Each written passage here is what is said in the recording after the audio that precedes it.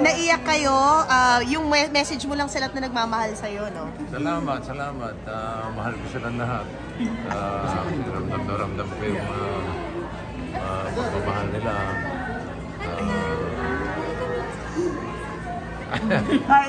Thank you, thank you. Yung mga hindi ko inaasahan eh, biglang nagkantahan, pati si Tali, wala akong... Naiyak ka na nga, hindi nakakinaya eh. Emotional ka pa ito na. Basta pagdating sa mga anak, may kurot eh. Bossing, parang si Vico may nasabi siya, of course si Enteng Cabizote. This year ba may entry kayo para sa 50th MMFF? Surprise! Oh, maganda yun ah! Pero hindi Enteng Cabizote. O baka ang pag-ibig. Iba naman. Iba na ang panahon ngayon. So, makakaasa sila ng kakaiba talaga. Pero, syempre, that's a yes. That's a yes.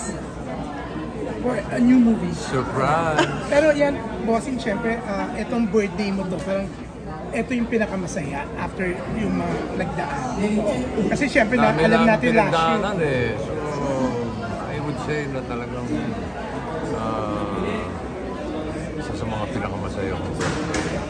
At pinaka-meaningful, kumbaga. So, I appreciate it highly.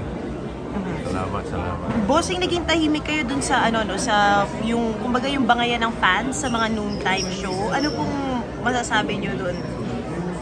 Alam mo, hindi kasi ako ma-social media eh. So, mga nagdidinig ko lang. Pero, part of the game, kasama sa buhay yun eh.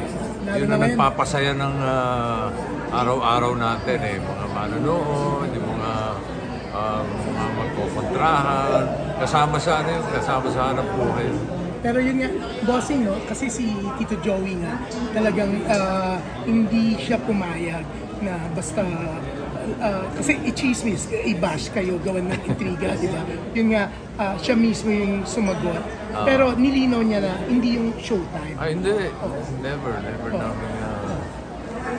Never namin sabihin kaaway. Katapat, kalaban. Yeah. Pero kaaway. Iba yung kaaway namin. Yun nga, actually Nakakatawa yung bossing ah. Actually bossing, iba yung kaaway sa kalaban eh. Kalaban, it could be a friendly competition. Which has always been the case, no? With Bulaga and Showtime. Ilang taon na kami magkatapan. Mananalo kami, mananalo sila. Yan ang nagpapasaya ng tanghalian ng Pilipino eh. So, Bossing, may tanong daw si Salve, may kaaway pa daw ba kayo? sino? At this point in your life, may kaaway pa ba? Hindi na, yung mga fans, yung mga nagbabangayan. Pero at the end of the day, dapat masaya lang tayo. Actually, bossing na, kausap ko si Paolo Pontis, no?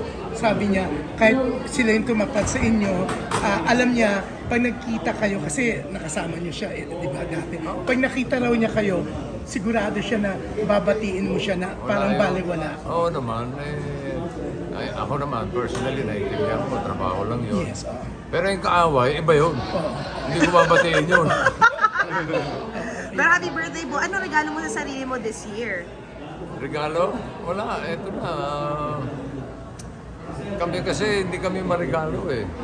It's more of araw-araw na buong taong kayong nagre-regalohan ng pagmamahal. What are you most grateful for? What are you most Gift of family. Gift of friends. Kamusta ang daddyhood mo ngayon kay Mochi? Napupuyat pa po ba kayo? Si Pauline nang napupuyat. Ako pinupuyat din ako ni Pauline. Baby number 3 po. Hindi na siguro. Sarado na ang factory. Sarado. Ano na lang, how do you stay fit, stay young, pilihan? Oo nga. Bossing, stem cell ka ba, Bossing? Happy lang.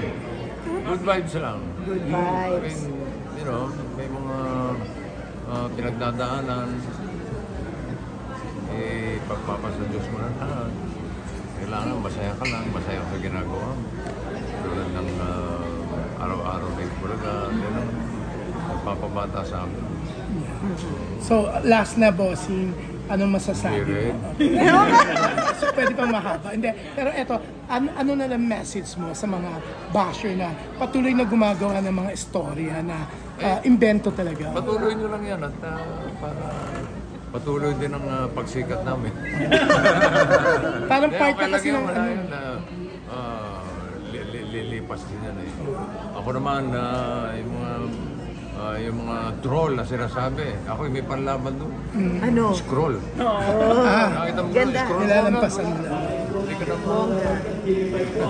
Bali, wala na lahat doon. Bossing, since nasabi niyo naman na your Sabi sa'yo, hindi last eh. Bossing, since nasabi niyo naman po your friends with the Showtime, is it possible po na magsama kayo ni Vice ganda sa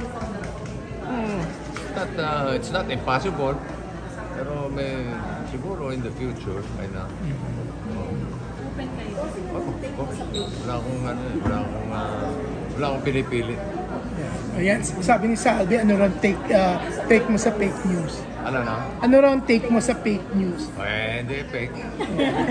Alam mo, matalino na ang mga tao ngayon. Matalino ang mga kababayan natin.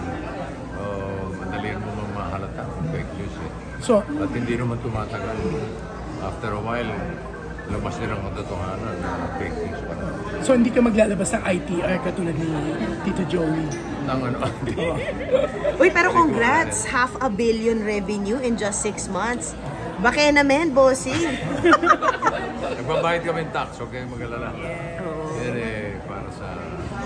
Nagulat- binabalik din naman namin yun. Nagulat ba kayo na Binabalik namin sa taong bayan. nagulat ba kayo na may nag-seed noon na $500 million in 6 months? Record breaking. Wala akong ano. Wala akong alam doon kung paano. Basta alam ko na nakakapagpasaya tayo, nakakatulong tayo kahit pa paano. At masaya ako sa ginagawa ko. Yun ang importante. Kaya ngayong senior na ako, mas lalo ko pang pasasalamatan ang lahat ng mga tao. Baka $1 billion na, bossing. In 6 months. Bossing, ayan, how Sana old nga. How old na ba? Bossing? How old are you? Senior na ako. 60. Ikaw naman. Senior! Hindi siya nag-google eh, hindi niya alam. Sorry, hindi naman Ere totoo na yung ata si bossing. Ere na raw si bossing. Thank you so much, Thank bossing. you. Thank you, bossy. Happy birthday.